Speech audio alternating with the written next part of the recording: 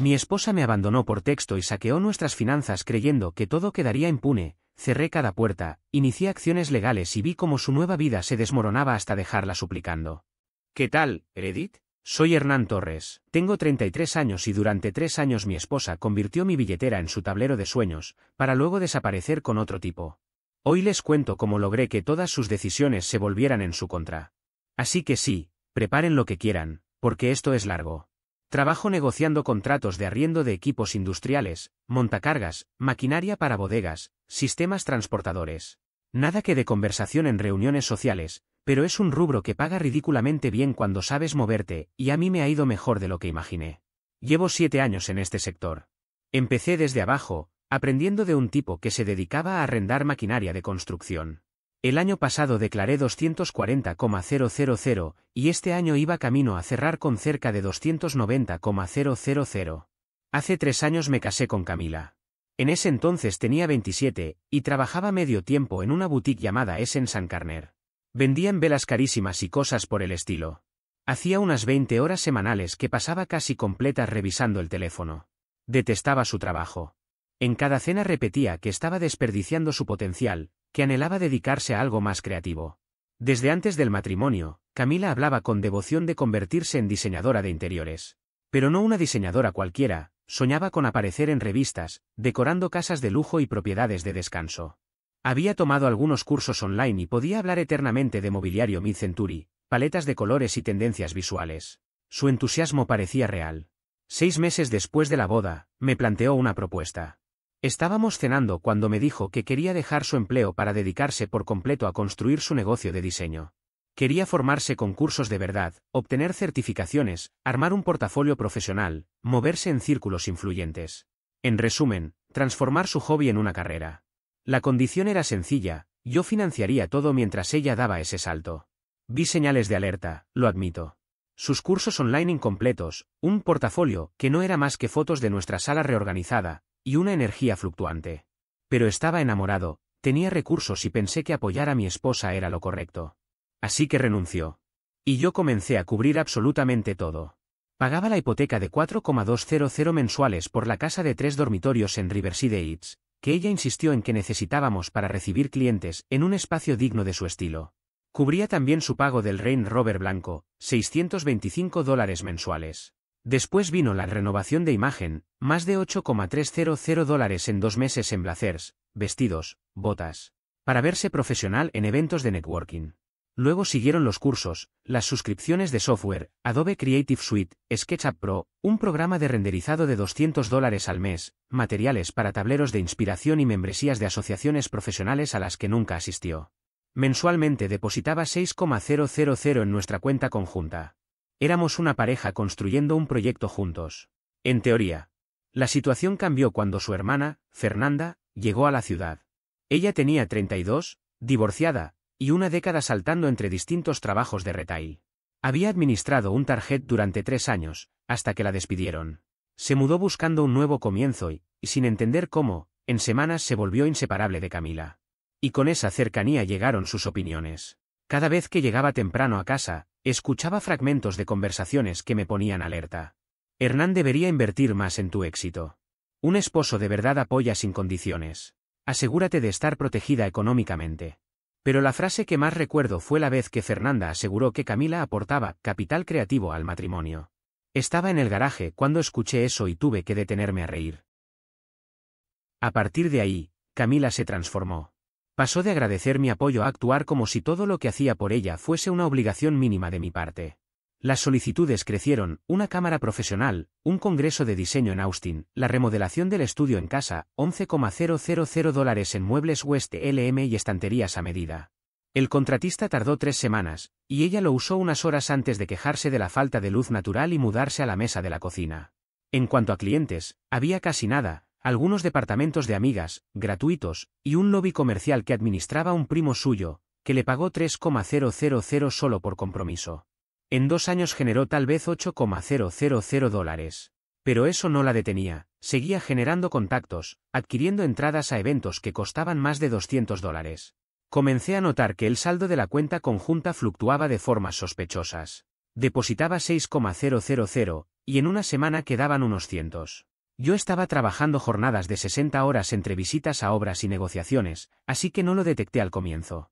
Fue mi hermano, Matías, quien me abrió los ojos.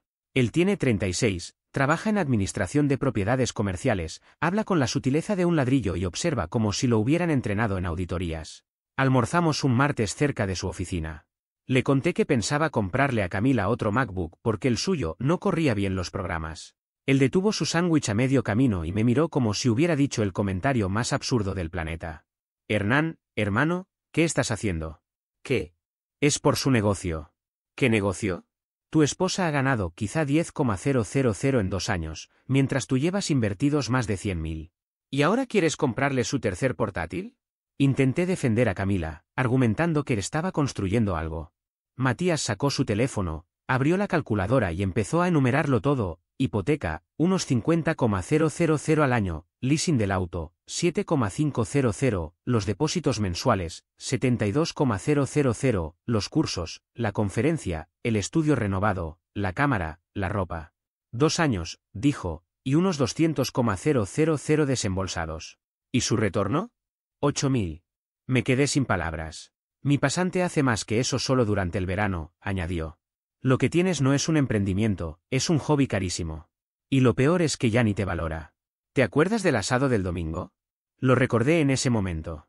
Camila pasó toda la tarde quejándose del retraso de una reforma, sin prestarte atención, continuó él. Hermano, una cosa es apoyar a tu pareja, y otra es financiar su estilo de vida mientras juega a ser empresaria. Y así arrancó todo. Mi hermano Matías solía repetirme la misma frase cada vez que yo intentaba justificar el comportamiento de mi esposa: te trata como si fueras un cajero automático con piernas, cuando fue la última vez que siquiera te dio las gracias. Y por más que su advertencia era directa, yo nunca sabía qué responder. Hacía meses que nuestras conversaciones habían dejado de ser un intercambio real, todo giraba exclusivamente en torno a sus proyectos, sus metas y sus necesidades. Ella hablaba, yo financiaba. Y cada vez que Matías insistía en que esto terminaría mal, yo lo ignoraba pensando que no comprendía la situación. Es mi esposa, es una inversión en nuestro futuro, me repetía. Eso fue hace 4 meses. El martes pasado regresé a casa después de visitar un centro de distribución interesado en renovar toda su flota de maquinaria. Había posibilidades de cerrar una comisión cercana a los 80.000, así que venía de excelente humor. Eran alrededor de las 6:30 cuando estacioné. La casa estaba completamente a oscuras y el Range Rover de Camila no estaba en la entrada. No era algo extraño, asistía con frecuencia a eventos de networking, así que asumí que volvería cerca de las 9 y pediríamos algo de cenar. A las 8, mi móvil vibró sobre la encimera de la cocina. Tomé el teléfono sin mayor preocupación, y en cuanto leí el mensaje, sentí como el estómago se me desplomaba. Camila me había enviado un único texto. Encontré a alguien mejor. Nuestra relación terminó. Por favor, no vuelvas a contactarme. 3 años de matrimonio. 3 años financiando absolutamente cada aspecto de su vida. Y me dejaba con una frase seca y cobarde, escrita en cuestión de segundos, mientras yo permanecía de pie en nuestra cocina como un completo tonto. Leí el mensaje varias veces, esperando que, de alguna forma absurda, las palabras se reorganizaran y adquirieran un significado diferente. No ocurrió. Los primeros instantes fueron puro desconcierto. Las manos me temblaban. Dejé el teléfono sobre la mesa, luego lo volví a tomar. Cuando logré calmarme un poco, hice algo que nunca había hecho impulsivamente: revisé el saldo de nuestra cuenta conjunta desde el móvil. El número que apareció en pantalla me dejó helado: $87. Solo 8 días antes yo había depositado más de 6.000, como hacía cada primer día del mes. En un estado entre incredulidad y pánico, entré al historial completo de movimientos. Aparecían 5 transferencias realizadas hacia una cuenta desconocida: 1.200 el día 3, 900 el día 5, 1.400 el día 7, 2.800 el día 9.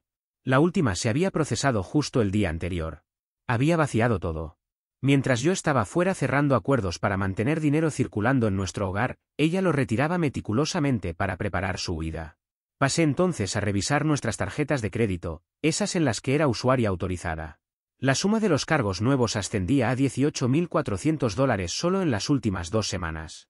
Entré a ver los movimientos y casi no podía creer lo que veía: equipaje de diseñador, varias noches de hotel en el Marriott del centro, cenas carísimas, un cargo en Tiffany, tratamientos de spa, más ropa. Todo estaba ahí. Todo perfectamente documentado. Y yo había financiado con mi trabajo su estrategia de salida, mientras dormía a mi lado. En ese momento, la advertencia de Matías volvió a mi mente con la fuerza de un golpe. Cuando esto explote, no digas que no te avisé. Y va a explotar. Y sí, acababa de explotar. Me quedé inmóvil en la cocina unos minutos más, mirando las transacciones como si contemplarlas repetidamente fuera a cambiar la realidad. Pero la conmoción empezó a transformarse en otra sensación, determinación. Ella había dejado claro que quería desaparecer de mi vida, muy bien. Le daría exactamente eso. Llamé a Matías. Respondió al segundo tono, con lo que parecía ser la televisión encendida de fondo. ¿Qué pasó?, preguntó. Camila se fue. Me escribió hace una hora. Además vació la cuenta y gastó más de 24.000 en las tarjetas. La televisión dejó de sonar. ¿Dónde estás ahora? En la cocina. Quédate ahí. No toques nada. En 10 minutos llego. Colgó antes de que yo pudiera decir algo.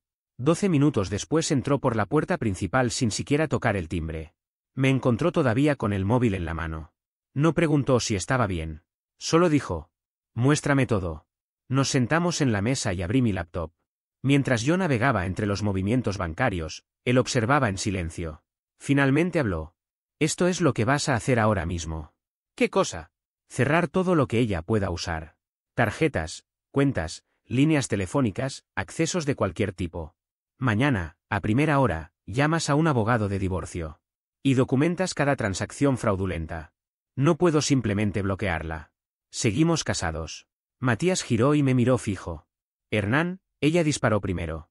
Robó tu dinero, agotó tus tarjetas y dio por terminada la relación mientras lo hacía.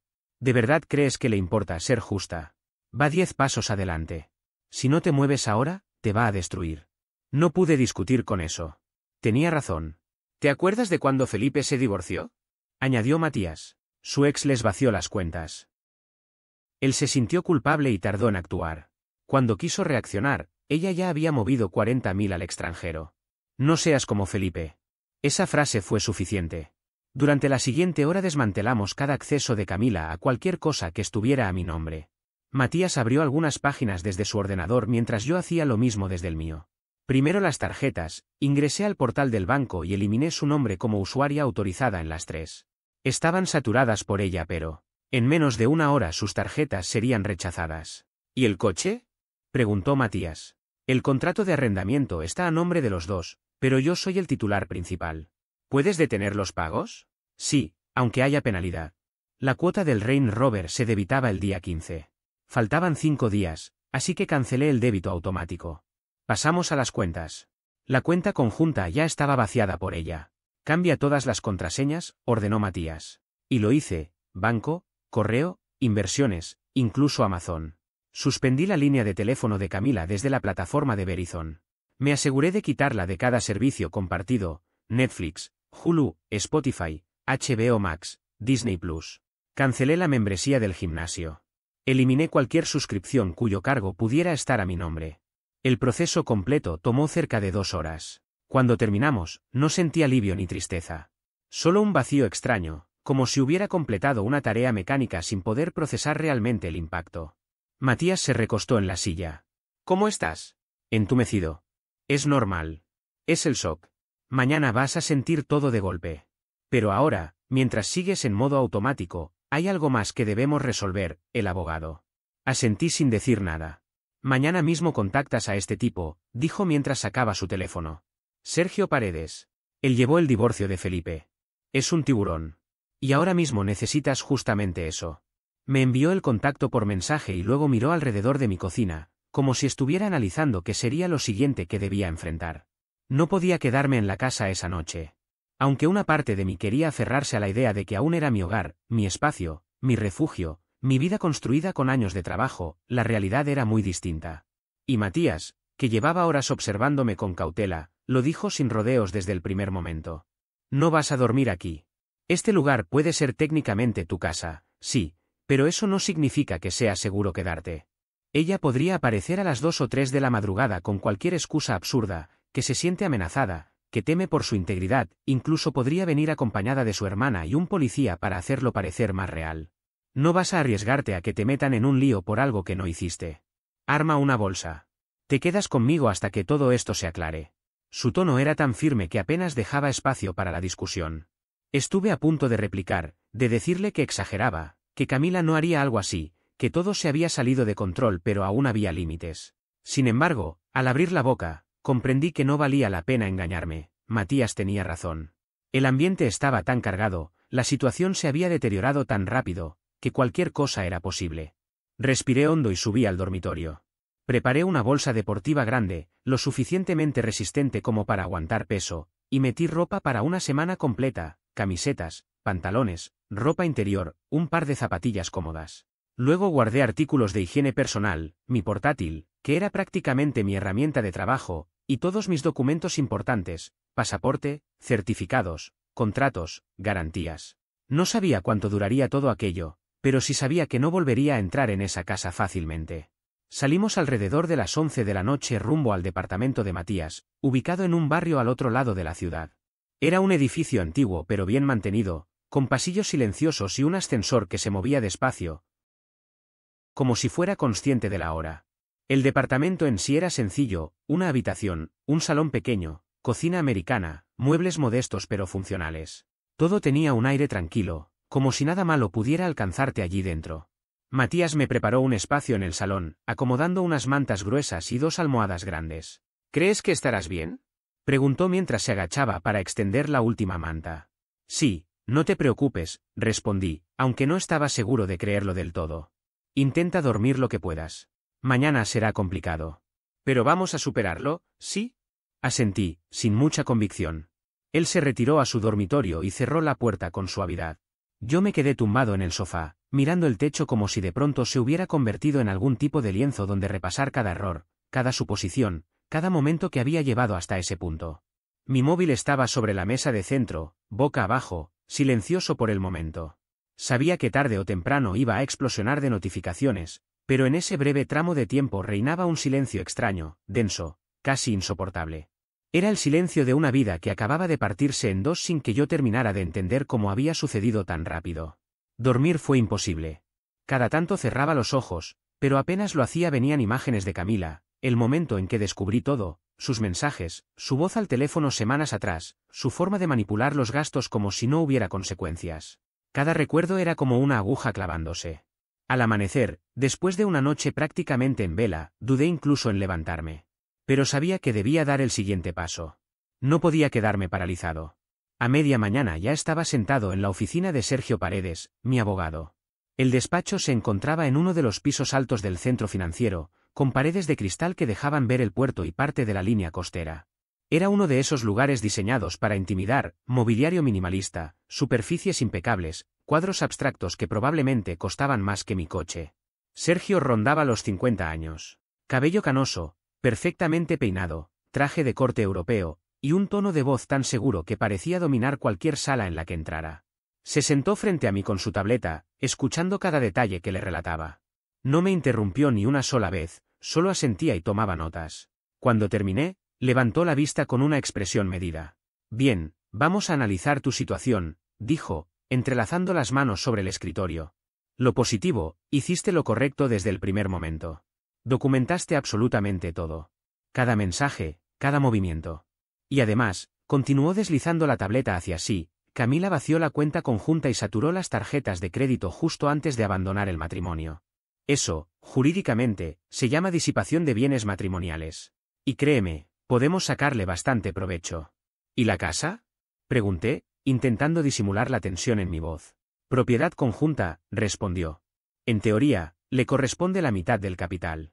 Sin embargo, si demostramos que malgastó recursos del matrimonio en beneficio propio y sin tu consentimiento, podemos solicitar un reparto desigual. ¿Cuánto capital tienen acumulado? Unos 110.000, más o menos. Perfecto. ¿Ingresos de ella en los últimos 2 años? Quizá 8.000 en total. Yo cubrí absolutamente todo lo demás. Una sonrisa lenta, casi calculada, apareció en su rostro. Entonces ella vivió gracias a tus ingresos mientras levantaba un negocio que no generó prácticamente nada. Y después vació las cuentas para financiar su salida. Excelente. ¿Y el vehículo? Un Range Rover a nombre de ambos, leasing conjunto. Dejé de pagar la cuota. Vence en 4 días. Perfecto, repitió. Déjala caer en mora.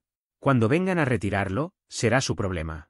Ahora, escucha lo que va a pasar, en menos de 2 días contratará a un abogado.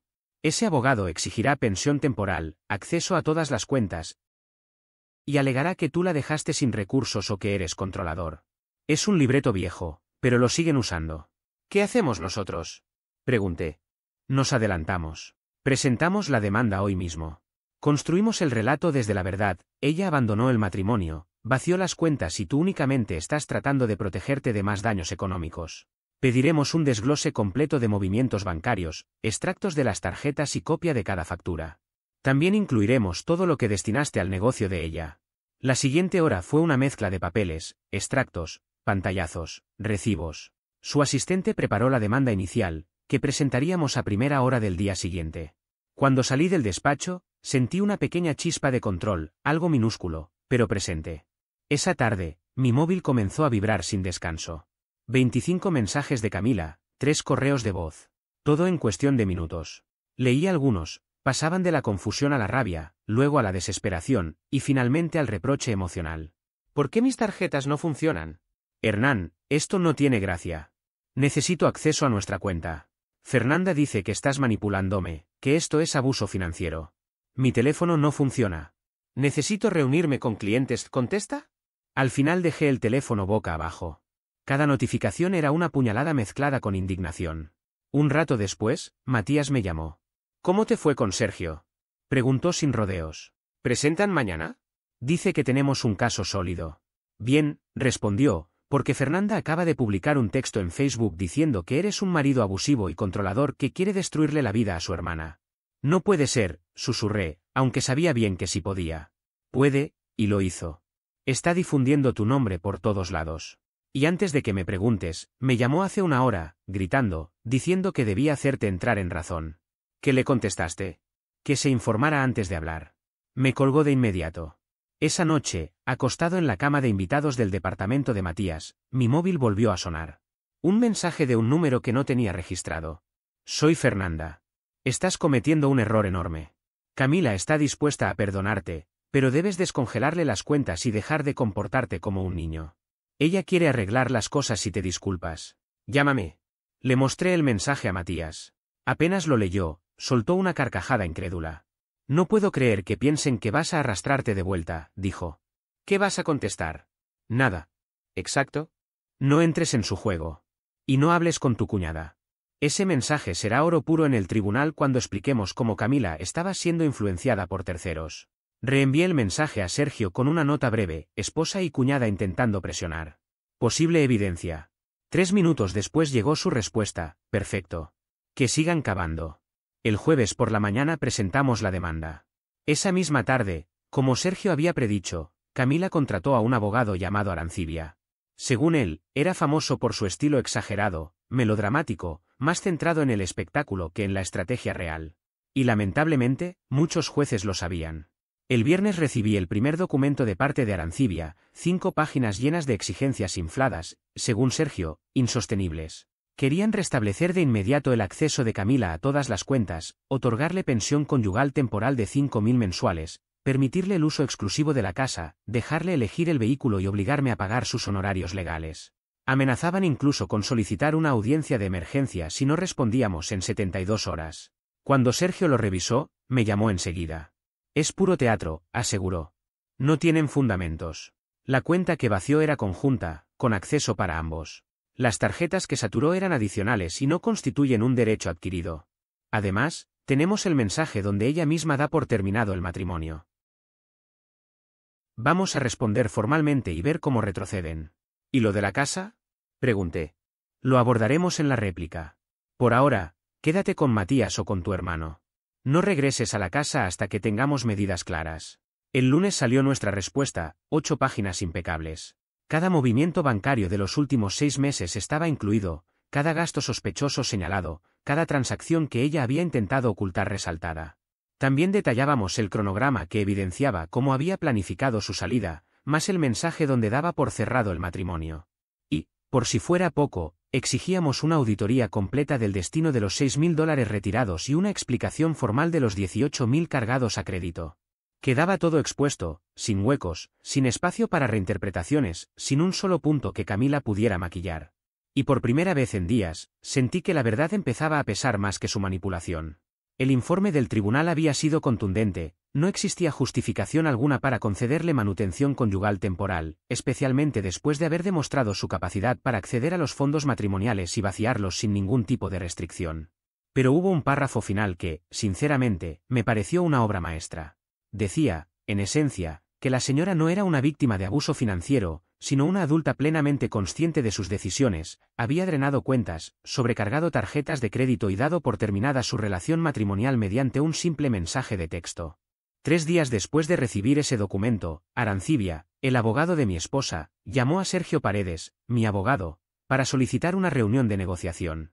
Nos presentamos el martes siguiente en la sala de conferencias del despacho de Sergio.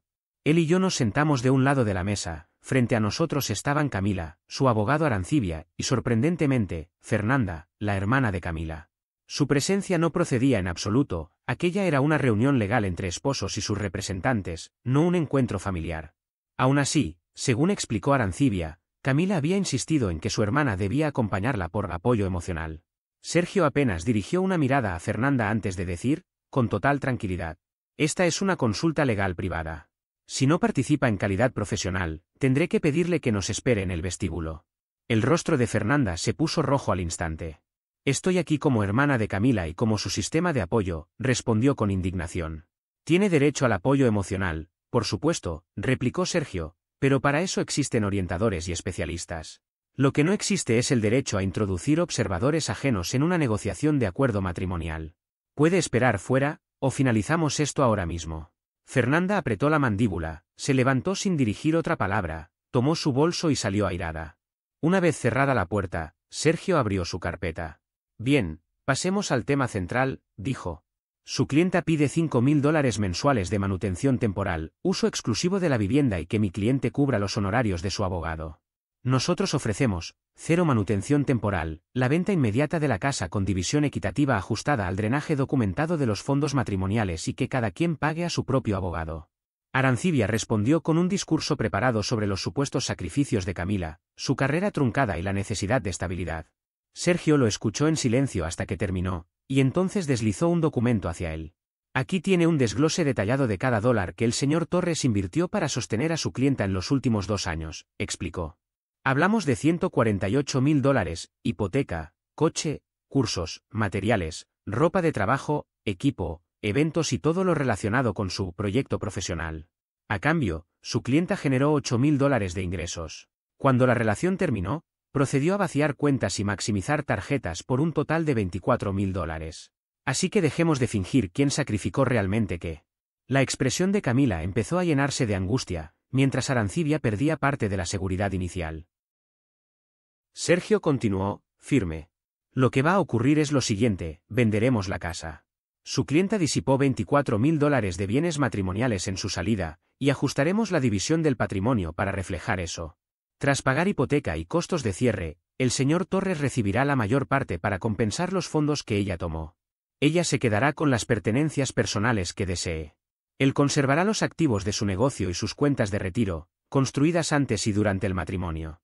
Nada de manutención conyugal, nada de honorarios adicionales. Un corte limpio. Eso no, intentó decir Arancibia. Pero Sergio no le permitió terminar. O vamos a juicio, interrumpió. Se pine de todas las transacciones. Llamamos a su clienta al estrado para justificar a dónde fueron $24.000 en apenas 3 semanas. Documentamos cada interferencia de su hermana y su influencia negativa. Y pedimos una división desigual de los bienes por mala fe y disipación de activos. La decisión es suya. El silencio se adueñó de la sala. Arancibia se inclinó hacia Camila y susurró durante un par de minutos. Ella negaba con la cabeza entre lágrimas. Finalmente, él se enderezó. Necesitaremos tiempo para revisar la propuesta. Tienen 48 horas, respondió Sergio con calma. Pasado ese plazo, iniciamos Discovery. Y esto se vuelve costoso para todos. La reunión terminó. Camila ni siquiera me miró, simplemente tomó su bolso y salió. Fernanda, que esperaba en el vestíbulo, corrió a su lado como si el mundo se estuviera derrumbando. En el ascensor, Sergio me dijo: la van a aceptar. No tienen margen. Arancibia ya lo entendió. ¿Y el dinero de la cuenta conjunta?, pregunté. Los 6.000 que transfirió. Sergio sonrió. Esa es la fase 2. Esa misma noche, Matías y yo estábamos cenando comida para llevar en su departamento cuando Sergio llamó. puso el altavoz. Buenas noticias, dijo. Arancibia aceptó los términos. La casa se venderá, y, con el ajuste por los $24.000, mi cliente queda en una posición muy favorable. La documentación final la firmaremos la próxima semana. ¿Y lo de la cuenta conjunta? Pregunté. Justo a eso iba, respondió Sergio. Pedí a mi asistente legal que rastreara esas 5 transferencias. Todas fueron a la misma cuenta, una cuenta personal a nombre de Camila, abierta hace 4 meses. 4 meses, Hernán. Lo estaba preparando todo desde entonces. Respiré hondo mientras Sergio continuaba. No podemos tocar ese dinero dentro del acuerdo, porque ya pactamos los términos. Pero si quisieras una recuperación civil, podrías presentar una demanda independiente para exigir la devolución. Tomó $6.000 de una cuenta matrimonial sin tu conocimiento. Es un área gris, pero si demostramos que lo hizo con la intención de limitar tu acceso a los fondos compartidos, se convierte en fraude. ¿Vale la pena por esa cantidad? Quizás no. Pero envía un mensaje. Y lo más importante, si no puede devolverlos, un fallo civil puede adherirse a cualquier activo que posea, incluida su parte del dinero de la venta de la casa. Matías, que escuchaba todo, intervino sin dudar. Hazlo. Que aprenda. Pensé apenas unos segundos. Preséntala, dije. Escuché a Sergio reír. Sabía que dirías eso. Mañana la preparo. La demanda civil se presentó el lunes siguiente. Camila tenía 30 días para responder. Mientras tanto, la casa salió al mercado. Matías se encargó de ayudarme a coordinar todo, limpieza, pequeñas reparaciones, la puesta en escena, la trabajamos para que se vendiera rápido. Y funcionó. 11 días después, ya teníamos comprador.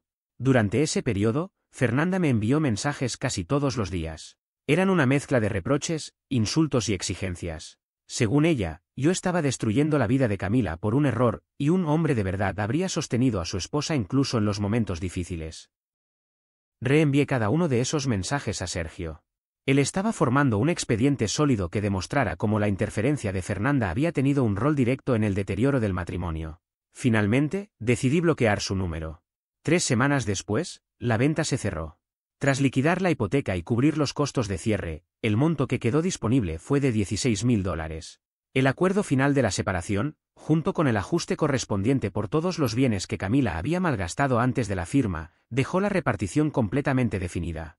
Después de semanas de análisis, revisiones de documentos, correos cruzados entre ambas partes y reuniones con los abogados, la resolución quedó establecida con absoluta claridad. Camila recibiría $43.000, mientras que a mí me corresponderían $63.000. No hubo margen para interpretaciones ni para confusiones. El propio abogado de ella se encargó de entregarle el cheque en mano, como señal de que el proceso estaba oficialmente cerrado. Sergio Paredes, mi abogado, me explicó con total calma cómo se había desencadenado la siguiente parte del asunto. Según él, Arancibia, quien representaba a Camila, le había recomendado encarecidamente que devolviera sin demora los $6.000 que había sustraído de la cuenta conjunta poco antes de la separación. Le explicó que hacerlo voluntariamente evitaría que enfrentara un fallo civil que pudiera complicar todavía más su situación. Pero Camila, con su testarudez habitual, se negó rotundamente. Insistió en que ese dinero también era suyo y que no había cometido ninguna irregularidad. No comprendía, o no quería comprender, que la ley no funcionaba bajo emociones ni percepciones personales. Arancibia intentó razonar con ella e incluso, según me dijo Sergio, trató de convencer a Fernanda, quien estaba presente en la reunión, para que apoyara una decisión más sensata. Pero fue Fernanda justamente quien la empujó a mantenerse firme, a no ceder ni un centímetro, como si estuvieran en medio de una batalla personal y no de un procedimiento legal con reglas claras. ¿Y qué sucedió? Lo inevitable. Como Camila no respondió a tiempo a la demanda civil por los $6.000, el tribunal dictó un fallo en rebeldía. Ese fallo se sumó de inmediato al monto que ella recibiría del acuerdo final. Exactamente como se lo habían advertido. El tribunal civil emitió una sentencia que la obligaba a devolver no solo los $6.000, sino también 1.200 adicionales en concepto de costos judiciales, honorarios y procesamiento. Como ella acababa de recibir los $43.000 de su parte de la venta de la casa, Sergio presentó la solicitud de cobro antes de que ella pudiera mover un solo centavo. El banco actuó de inmediato, congeló $7.200 de su cuenta y los transfirió directamente a la mía en cuanto la orden judicial fue validada. Así, Camila quedó con $35.800 de su liquidación. Perdió casi $7.000 únicamente por seguir el consejo desacertado de Fernanda. Una decisión tomada desde la terquedad, no desde la lógica. Cuando le conté todo a Matías, casi se cae de la silla de la risa. Literalmente tuvo que apoyarse en la mesa. No puede ser.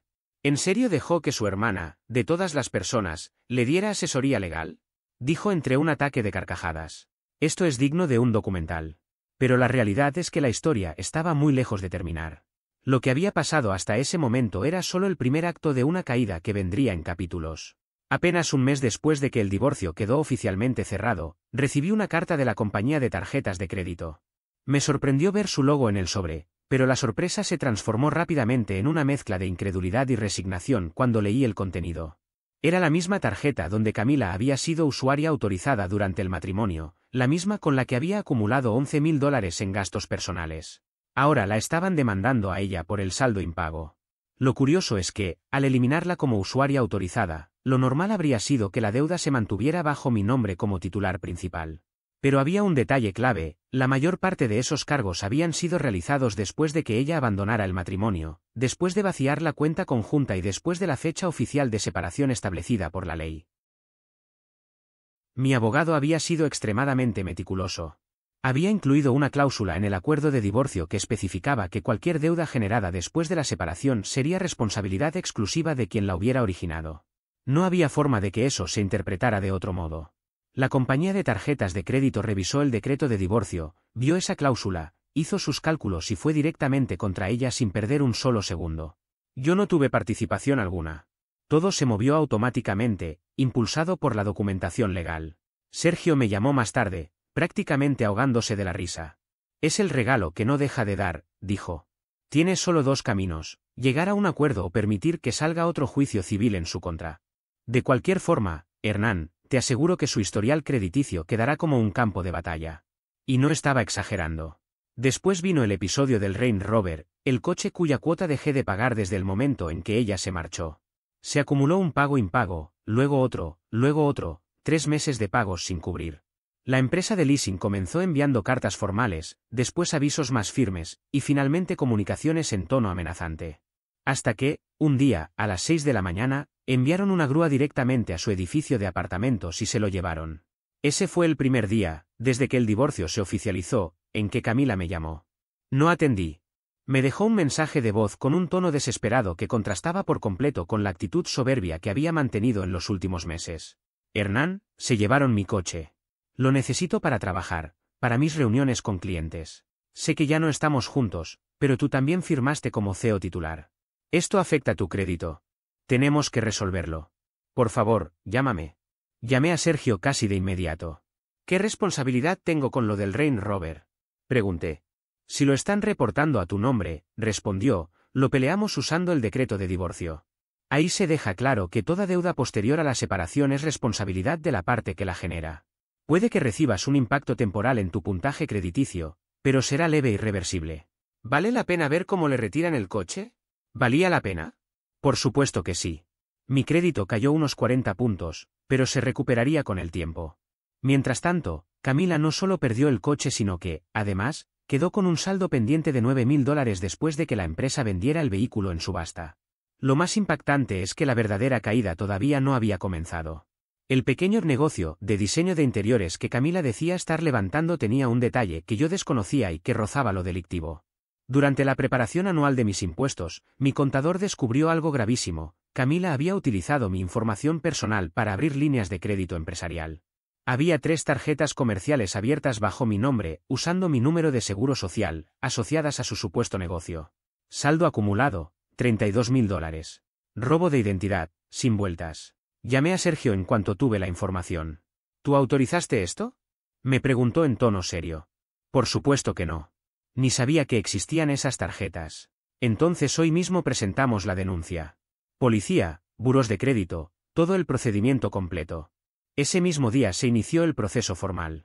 Se presentó la denuncia policial, se enviaron reportes a los burós de crédito y se recabaron todos los documentos necesarios. El detective asignado al caso revisó minuciosamente la evidencia: firmas falsificadas, solicitudes de crédito manipuladas y movimientos bancarios que mostraban que Camila había generado deuda en mi nombre sin ningún tipo de permiso. La tipificación era clara: delitos financieros. El detective solo dijo una frase: necesitaremos entrevistarla cuanto antes. La citaron a declarar. Según Sergio, que tenía contactos en prácticamente todos los rincones del sistema judicial, Camila llegó acompañada de Fernanda, ambas en evidente estado de nervios. Camila estaba llorando antes incluso de iniciar la entrevista, diciendo que yo la estaba persiguiendo y usando el sistema legal para humillarla. El detective perdió la paciencia casi de inmediato. Ella intentó argumentar que como estábamos casados, no era tan grave y que todo lo había hecho por el bien del negocio. Nada de eso tiene peso legal. Ni lo tendrá jamás. Los cargos se presentaron. La fiscalía tomó control del caso y Camila quedó formalmente acusada de robo de identidad y fraude crediticio. Sergio me llamó tan pronto todo quedó registrado. Si la declaran culpable, me explicó, puede enfrentar hasta 3 años. Lo más probable es que negocie un acuerdo, pero quedará con antecedentes. Tendrá que restituir todo el dinero, los 32.000, más tus gastos legales y lo que las compañías de crédito determinen. Era como ver una torre entera de fichas de dominó caer una a una. Y todas habían sido colocadas por ella misma. Los siguientes meses fueron un desfile constante de audiencias, revisiones, comparecencias y trámites judiciales. Finalmente, Camila aceptó un acuerdo. Cuadrado negro pequeño 2 años de libertad condicional. Cuadrado negro pequeño $35.000 en restitución total hacia mí. Cuadrado negro pequeño 300 horas de servicio comunitario. Cuadrado negro pequeño reducción del delito a un delito menor solo si cumplía todo sin fallar. El pequeño negocio de diseño, lo poco que alguna vez fue, desapareció por completo. Es difícil mantener clientes cuando tu nombre está asociado a fraude en registros oficiales. 6 meses después de que todo concluyó, Matías y yo estábamos en mi casa viendo los playoffs. Con mi parte del acuerdo de la venta de la casa, había comprado una vivienda a las afueras de la ciudad. La pagué al contado.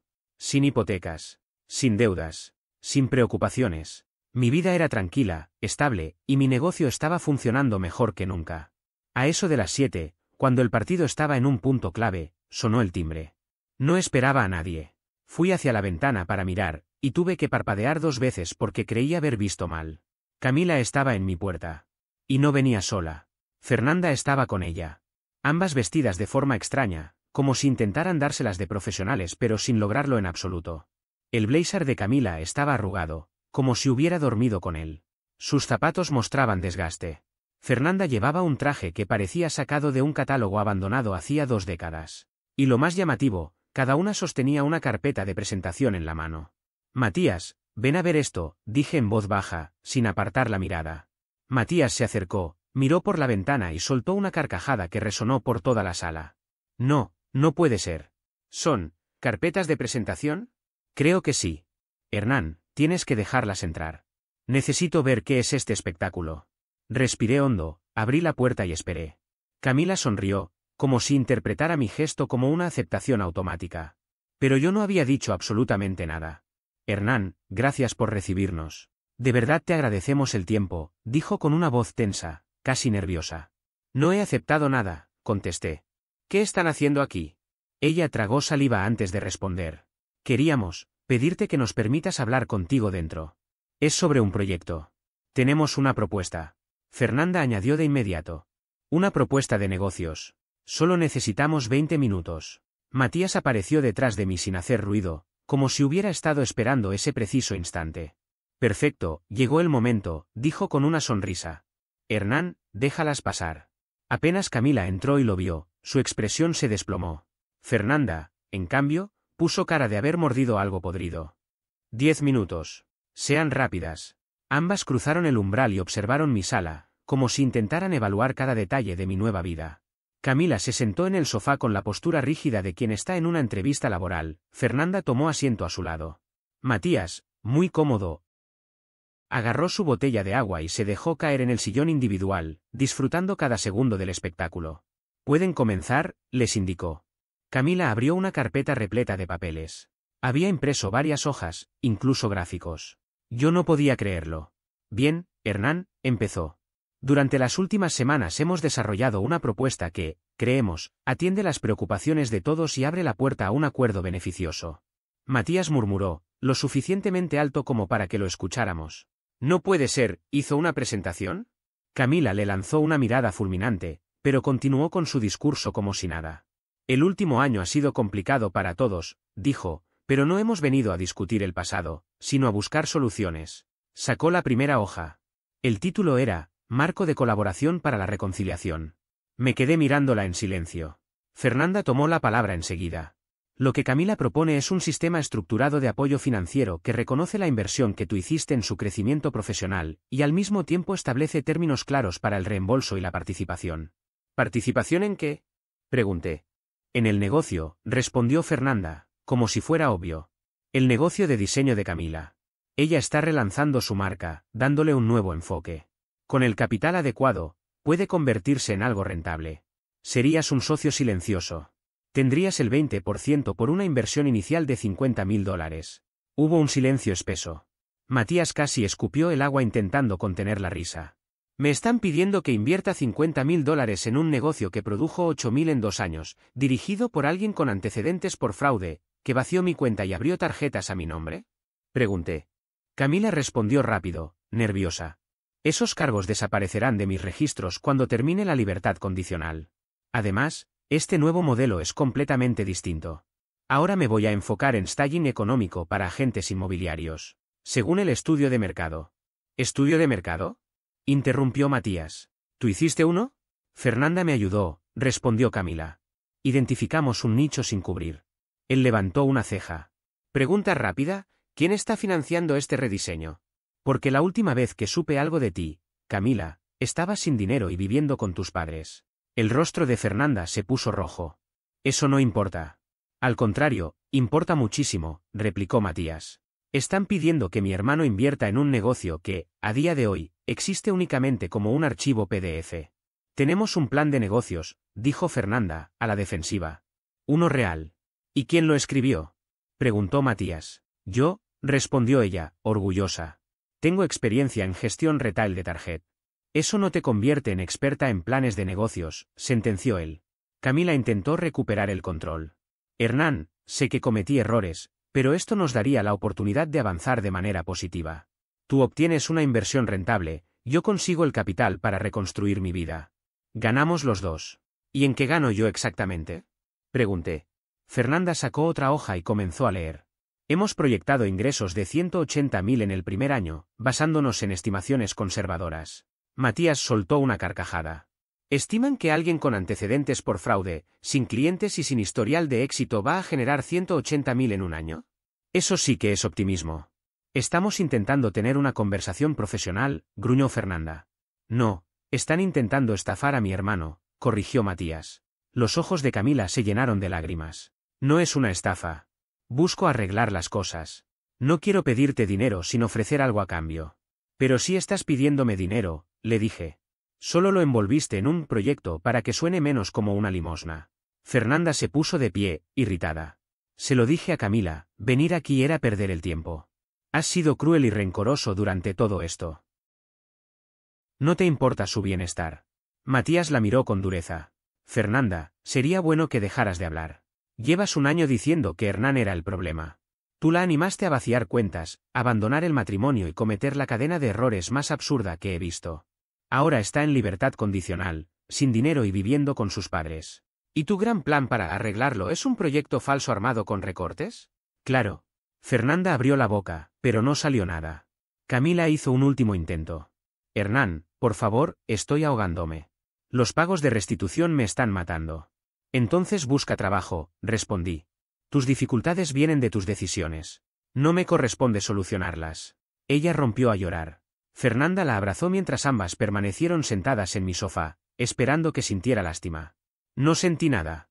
Matías se levantó y abrió la puerta. Se acabó la presentación. Gracias por venir. No vuelvan. Fernanda reunió sus carpetas intentando conservar algo de dignidad. Camila la siguió, pero antes de salir, giró hacia mí llorando. Espero que estés satisfecho contigo mismo.